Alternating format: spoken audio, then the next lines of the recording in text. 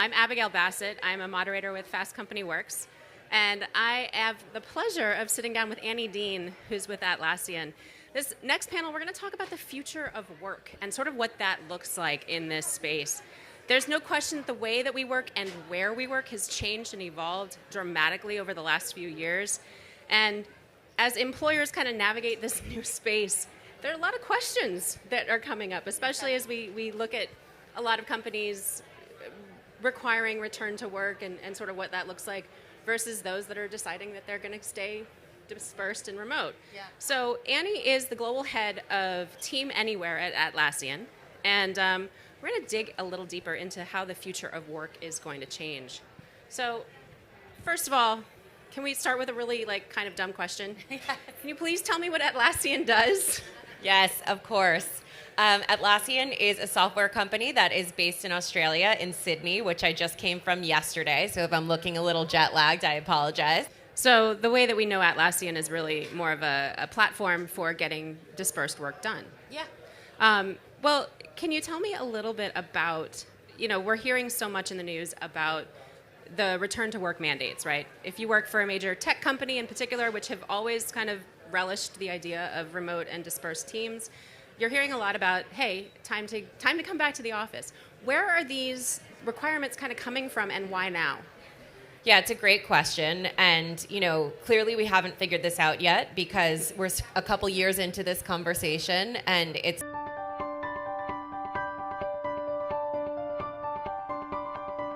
I want to welcome you to our next panel. My name is Abigail Bassett. I am with Inc.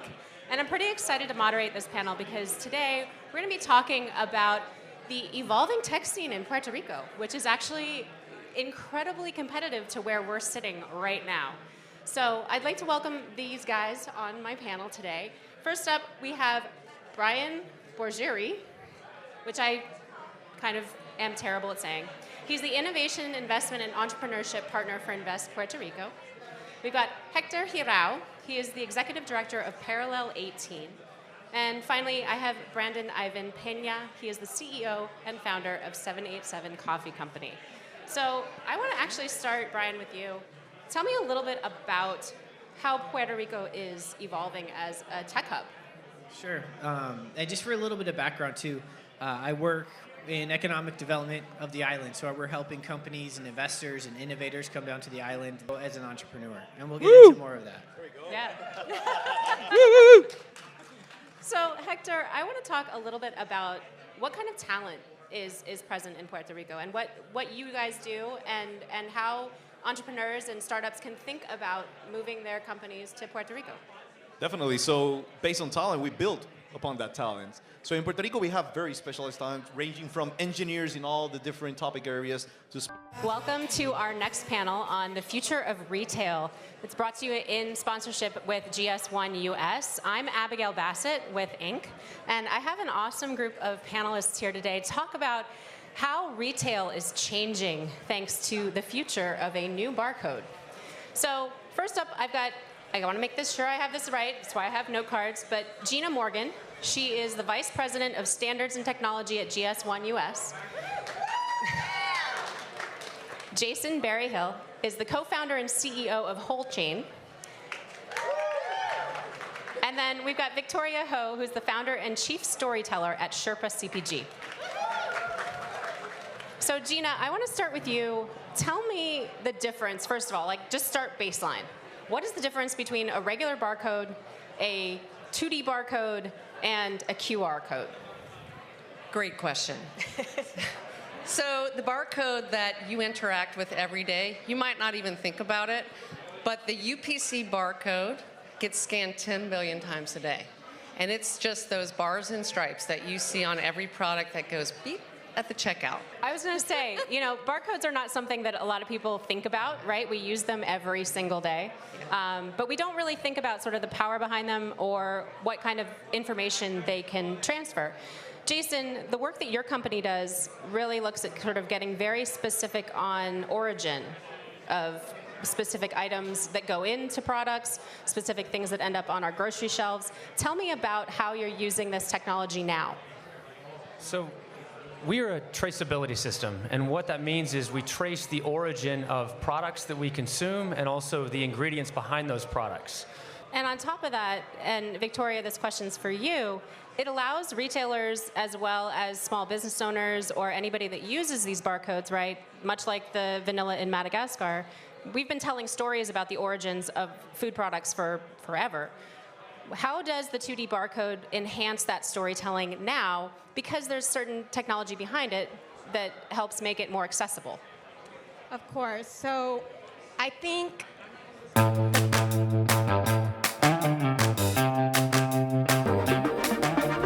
Today, we're going to take a trip into the future.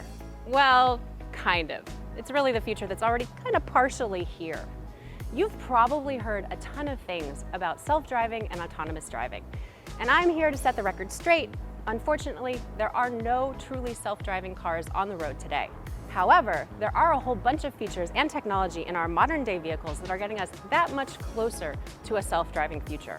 We're gonna hop in this Lincoln Corsair and show you some of those features where I can actually take my hands off the wheel and let the car drive itself. Let's take a look. This Lincoln Corsair has a system called Lincoln Copilot 360. It's essentially Ford Blue Cruise, and it has some of the most advanced hands-free driving systems you can use on certain highways. Now, these systems vary from vehicle to vehicle. If you're in a Chevy, it may be slightly different. It's known as Super Cruise. And in most Chevrolet vehicles, you can have an indicator that goes across the steering wheel that shows you whether or not you have Super Cruise available. Mercedes-Benz has a similar system that lets the driver know when they need to take over. We're driving down a divided highway, which means that there are lanes going in both directions with a divider between the two. Typically, divided highways also have walls that go along the sides. Those are the only places that these systems tend to work because they are mapped by a number of engineers at each of these companies who have driven these roads thousands of times, understand what the traffic flow is like, and understand what the lane markings look like, what the signage looks like, and how the movement of traffic happens on these roads. So to activate this system, you're going to use the simple automatic cruise control system. So this is a system that allows you to take your feet off the pedals. This set of sensors here are tracking my eyes as we move down the road to make sure that I'm not looking away or taking my eyes off of what's happening immediately in front of me. If I turn and look at you, the system will alert me that my eyes are off the road and I need to put my hands back on the wheel. As these systems get more advanced and climb up from level 0 all the way up to level 5, you're going to see increasing indicators of when the human needs to intervene. So I'm running in hands-free mode right now, and I'm going to make a lane change. I'm going to make a lane change over to the right. So I'm going to turn on the indicator. It's preparing the lane change. And once it senses that there's enough space to make that move, it will go ahead and move us into that right-hand lane. This stuff only works in really specific conditions, and that means environmental conditions as well. If it's raining, if it's snowing, if it's hailing, if it's dusty, if any of those sensors on the outside of the car are blocked, this system won't work. It won't turn on, it won't engage, and you'll have to drive through it. Now, these are generally used to relieve any kind of tension or any kind of stress when you're moving down the highway. And on a long road trip, this can be really valuable. Thanks so much for joining us for True Car on Tech. If you've got technology questions, we've got answers. Be sure to sound off in the comments and let us know what you want to know.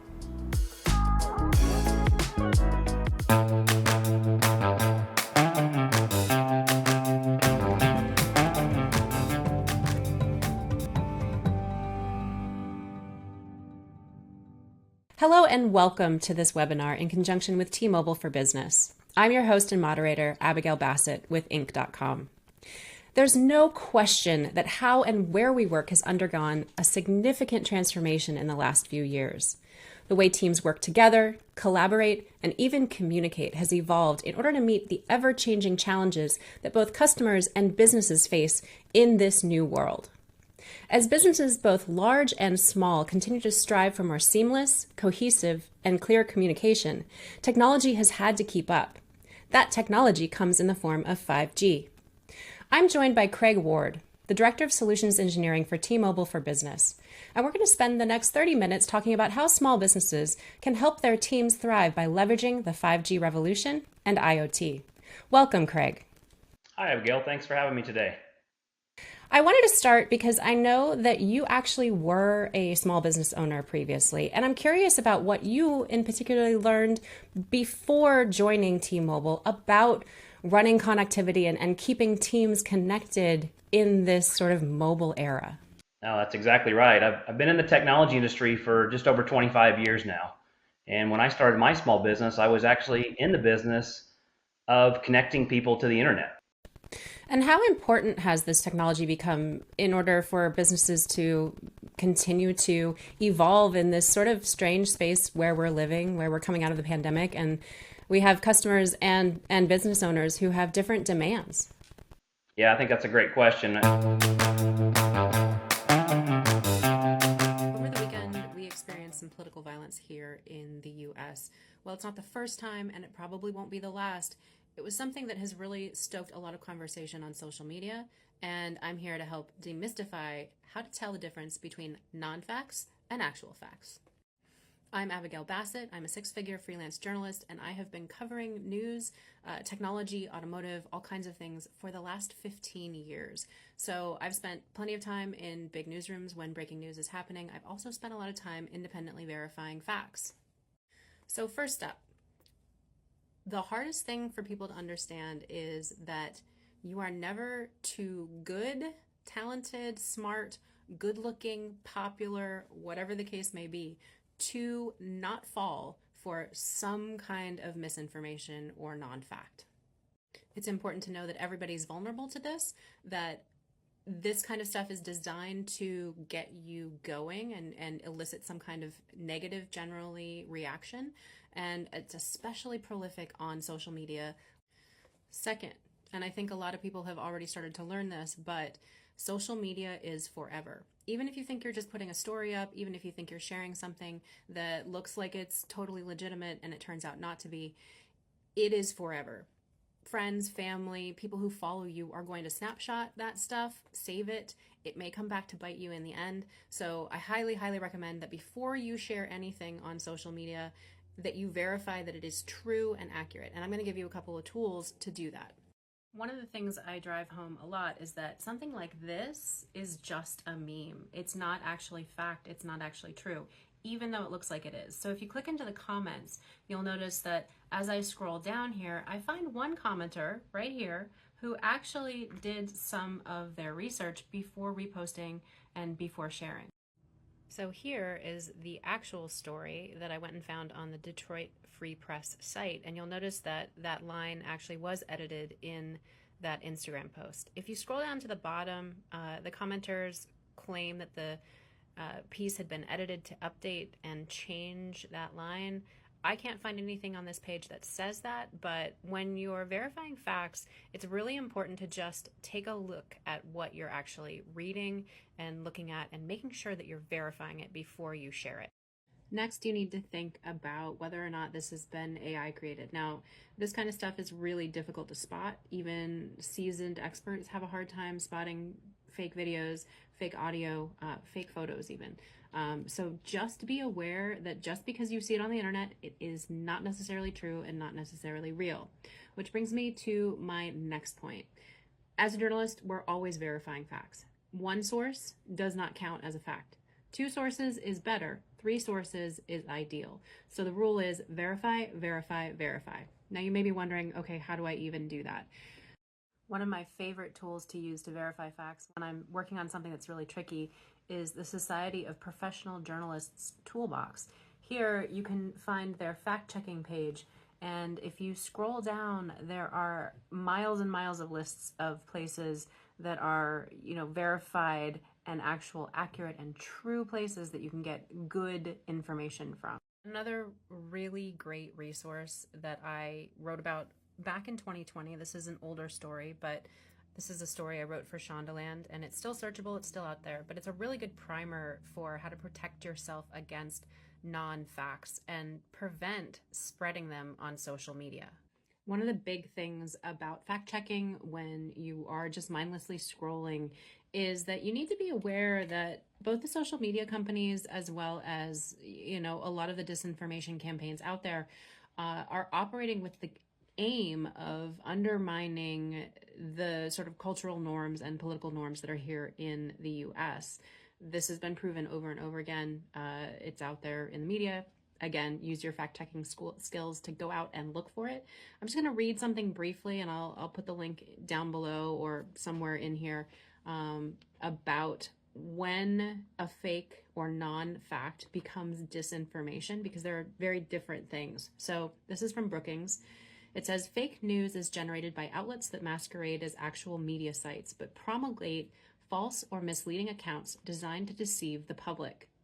When these activities move from sporadic and haphazard to organized and systematic efforts, they become disinformation campaigns with the potential to disrupt campaigns and governance in entire countries. Now, what we're seeing right now actually fits that definition of disinformation. So if you are participating in sharing non-facts, you are participating in that disinformation campaign. So be aware that you're spreading more disinformation, that you're just making things worse. So really do your due diligence before you share something on social media. And then finally, when it comes to sharing things on social media, it's fantastic to share real facts. It's really important, since most people, even though social media is not news, look at social media as if it is news. But it's important to also recognize that if you make a mistake, you should and can correct it. So every time it happens, we have to go out and print a correction or publish a correction that says, this was made in error, we've corrected it. Don't be afraid to do that on social media if you made a mistake. Just deleting something isn't going to solve the problem. You've already sort of fed into that disinformation engine that is already running rampant. But if you can go out there and be like, hey, I made a mistake, there's nothing embarrassing about it. We all make mistakes. And to go back to my first point, there is nothing that prevents you from actually falling prey to this kind of stuff, to spreading non-facts. So the smarter you can be, the more that you can think like a journalist, the better.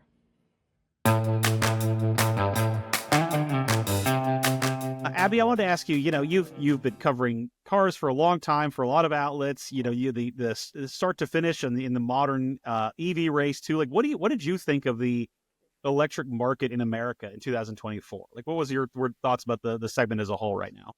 Yeah, I think it's been a really interesting sort of year, right? We're in this transition phase where we've seen a lot of investment in things like infrastructure, in things like, making sort of this idea of charging your car much more like filling your car at the gas station, both because of government incentives, because of a lot of the infrastructure build out that's happened. But then also we're finally seeing a lot of investments from OEMs, automakers that have finally brought these cars that we've seen at auto shows for years and years to market, to actual consumers. Mm-hmm. And I think it's been really interesting in a lot of ways to see how the consumer market has sort of responded to that, in terms of like, the beginning of the year, the story was, oh, EV sales are way down. Oh gosh, there's this crisis. Woe is me. But in reality, the truth of it is that actually, consumers are still really interested in EVs, but to Mac's point, they're not interested in, $100,000 Porsche Taycan. They're interested in something that they can actually afford. Yeah. And that's been the big sort of game changer, I think, this year, is that we've seen a lot more affordable EVs on the market that actually meet people's needs. So a lot of the contenders that we looked at in the segment really met a lot of people's needs in a lot of different ways, right? We looked at sedans, we looked at SUVs, we looked at some of the crossovers, we looked at a variety of things. And I think that in a lot of ways that just makes, it's that incremental move towards like more mainstream, right? We saw, you guys recently ran a story about like the Honda Prologue being sort of the unsung hero, doing really well in sales, even though, it wasn't the most, to enthusiasts, exciting vehicle on the market, right? It was a joint project between GM and Honda. There were some things that sort of fell apart in that deal and that are still sort of being sorted out. But I think that the fact that Honda has an electric vehicle that people can go and drive and try and experience and even buy is really, really significant, especially as we sort of look ahead into what, 2025 and ahead brings, especially in the context of sort of the greater political shifts that we're seeing, some of the threats of tariffs and the threats of rolling back a lot of these EV incentives, which will certainly have a large impact on EVs and sort of that market. But I think we're really it's an interesting time where if you were like to graph it out, I would say, we're seeing like the upswing of like more mass adoption of EVs, even though they remain expensive, right? Even though the average transaction price, to Mac's point, remains really high, there is this kind of consistent move upward. There's also an interesting thing happening too, given the political environment, obviously, in that there is this sort of rebellion in a way against Tesla and Elon Musk because of his politics, right? They were the dominating, and they continue to be the dominating EV player on the market. But what, a lot of the reporting that we've done and that we've seen is that people are looking at their Teslas and going, you know what, this thing is a liability. Like, I don't want to be associated with this brand. I don't want to be associated with this kind of political, craziness, whatever is happening here. So I want to get out of this vehicle. What are my options, right? And to see more EV manufacturers, more automakers out there offering more options that are maybe, still a bit expensive, but a little bit more affordable, but that also meet consumers' needs in a new way. Plus the uptick in infrastructure has really sort of made this, like, we're on this steady sort of rise in the EV market, I think.